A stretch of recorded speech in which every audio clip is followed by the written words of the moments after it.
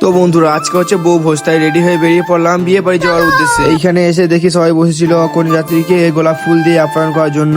এইদিকে কনে যাত্রী ঢুকে গিয়েছিল, তাই ওদেরকে একটা করে ফুল দিয়ে বরণ করে নিচ্ছিল। ভিতরে ঢুকতেই দেখি অনেক রকমের স্টল বসেছিল। তাই আর থাকতে না পেরে চলে এলাম এক কাপ কফি খেতে। কফি খাওয়ার পর চলে এলাম ফুচকা খেতে। আর ফুচকাটা এত বড় দিয়েছিল মুখে ঢুকছিল না। আমি ফুচকা খাই ততক্ষণে তোমরা ভিডিওটাকে লাইক কমেন্ট শেয়ার করে দাও। ফুচকা খেয়ে বসেছিলাম, তখনই ভাইদের সঙ্গে দেখা হয়ে গেল। আর এইদিকে বন্ধুটা কনে যাত্রীদেরকে খাবার খাওয়াচ্ছিল।